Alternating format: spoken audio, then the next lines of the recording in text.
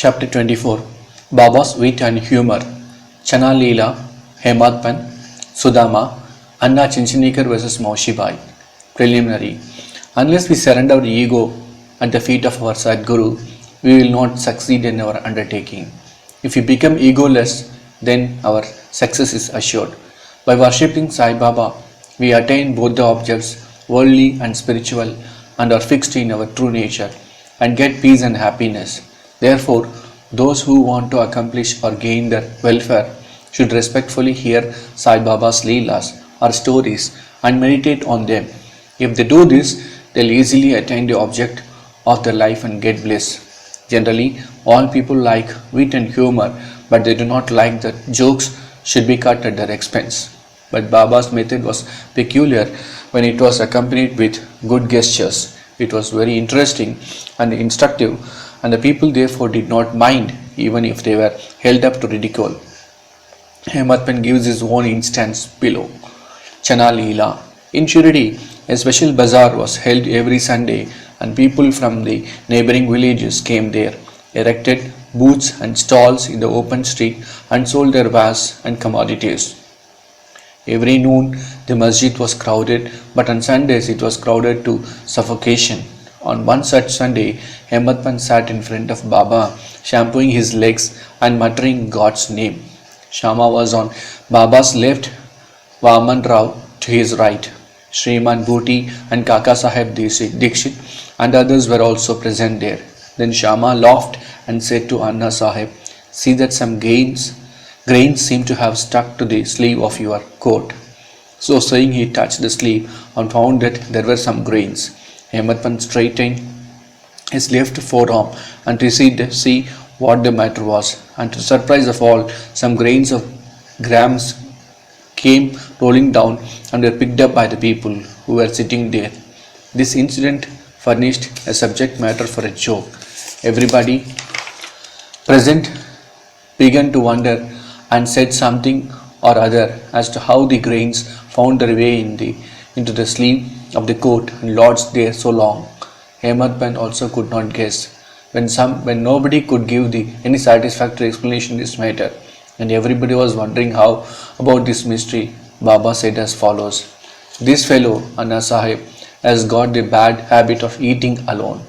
Today is a bazaar day and he came here chewing grams. I know his habit, and these grams are a proof of it. What wonder is there is this matter? What wonder is this in this matter? Hemadpan, Baba, I never know of eating things alone. Then why do you shoulder me with this bad habit? I have never yet seen Shirdi Bazaar. I never went to the bazaar today. Then how could I buy grams and how could I eat them if I had not bought them? I never eat anything unless I share it with others present around me at the time of my meals. Baba, it is true that you give to the persons present, but if none be nearby, what could you or I do? But do you remember me before eating? Am I not always with you? Then do you offer me anything before you eat?" Moral. Let us mark and note carefully that Baba has taught us by this incident. He has advised us that before the senses, mind and intellect enjoy their objects, first he should be remembered. And if this be done, it is in a way by making an offering to him. The senses, etc., can never remain without their objects, but if those objects are first offered to the Guru, the attachment for them will naturally vanish. In this way, all the vrittis, subtle of thoughts regarding desire, anger, avarice, etc., should first be offered and directed to the Guru, and if this practice be followed, the Lord will help you in eradicating all the vrittis. When before enjoyment of the objects you think that Baba is present, the question whether the object is fit to be enjoyed or not will at once arise. Then the object that is not fit to be enjoyed will be stunned, and in this way our vicious habits or vices will disappear, and our character will improve. The love for the Guru will grow and pure knowledge will sprout out. When this knowledge grows, the bondage of body consciousness, we are the body, will snap and our intellect merged in spirit consciousness, we are the spirit. Then we shall get bliss and contentment. There is no difference between Guru and God. He who sees any difference in them finds God nowhere. So, leaving aside all ideas of difference, we should regard Guru and God as one, and if we serve our Guru as stated above, God will be certainly pleased, and by purifying our minds will give us self-realization. To put the matter in a nutshell, we should not enjoy any object with our senses, etc., without first remembering our Guru. When the mind is trained in this way, we will be happy, always reminded of Baba, and our meditation on Baba will grow space. The Shagun form of Baba will never be before our eyes, and then devotion, non-attachment, and salvation will be ours. When Baba's form in thus fixed before our mental vision, we forget hunger, thirst, and the sansar world. The consciousness of worldly pleasures will disappear, and our mind shall attain peace and happiness. Sudama story. When the above story was being narrated, Hemad Pant was reminded of a similar story of Sudama, which illustrates the same principle, and therefore it is given here. Shri Krishna and his elder brother Balram were living with a co-student named Sudama in the ashram of their Guru Sandipani. Once Krishna and Balaram were sent to the forest for bringing fuel. Then the wife of Sandipani sent Sudama also for the same purpose, with some quantity of grams for the three. Then when Krishna met Sudama in the forest, he said to him, "Dada, I want water, as I am thirsty." Sudama replied, "No water should be drunk on an empty stomach, so it is better to rest a while." He did not say that he had got grams with him and that Krishna should take some.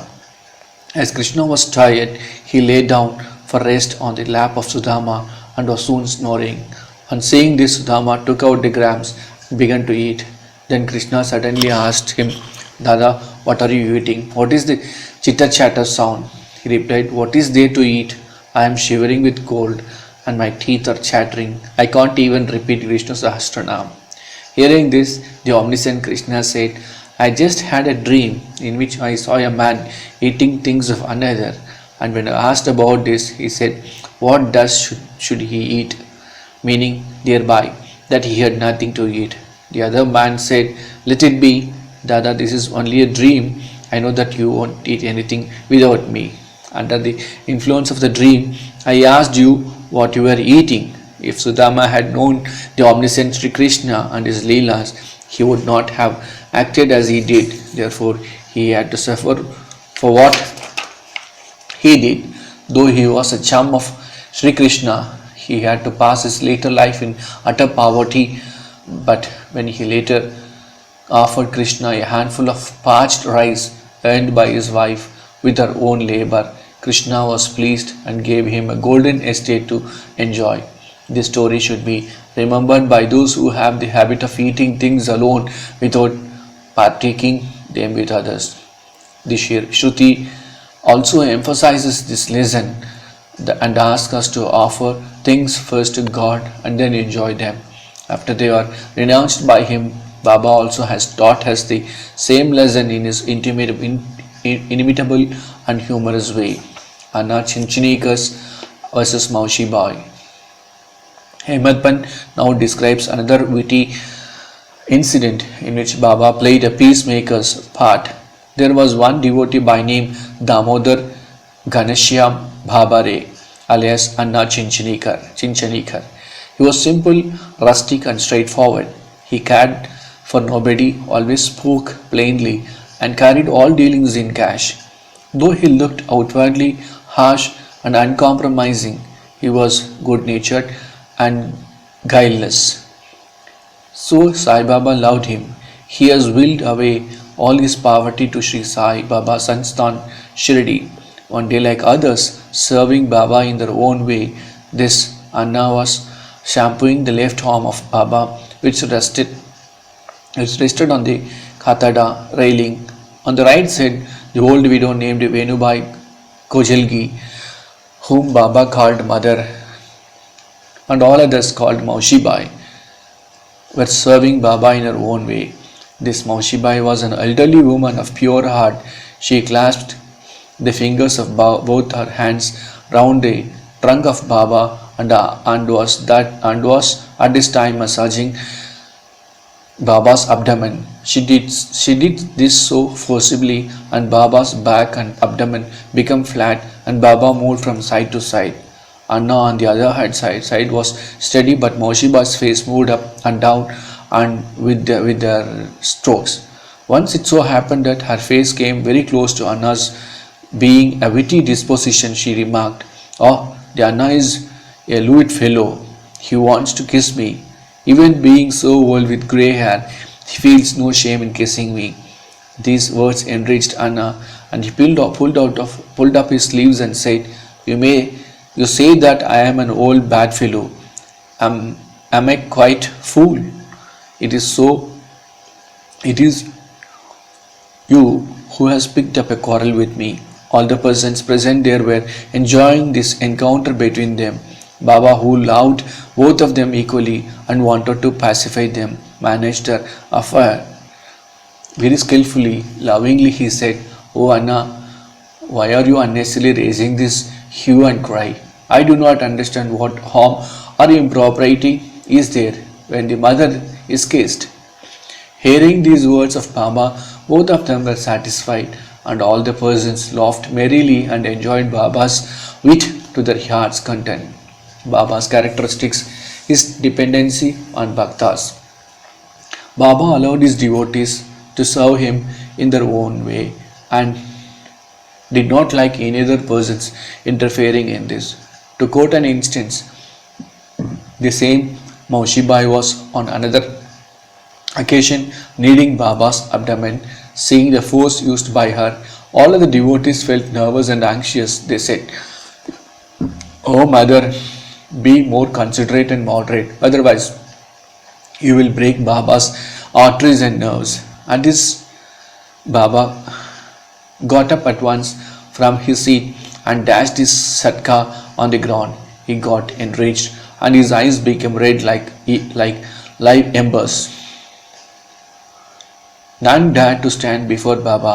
Then he took hold of one end of the satka with both hands and began to press his abdomen against it. The satka, which was about 2 or 3 feet in length, seemed already to go into the abdomen, and the people feared that the abdomen would be ruptured in a short time.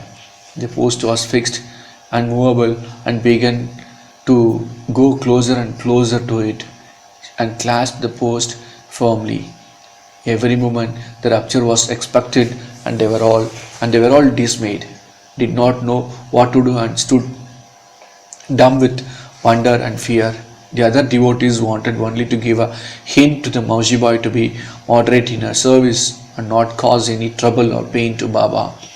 They were surprised to see that their well-intentioned effort had resulted in this crisis, and they could do nothing but to wait and watch. Fortunately, Baba's rage soon cooled down. He left the satka and resumed his seat. From this time onward, the devotees took the lesson that they should not meddle with anybody but allow him to serve Baba as he chooses, as he was capable of gauging the merits and worth of the service rendered unto him. Bhavati Sri Sai, peace to be to all.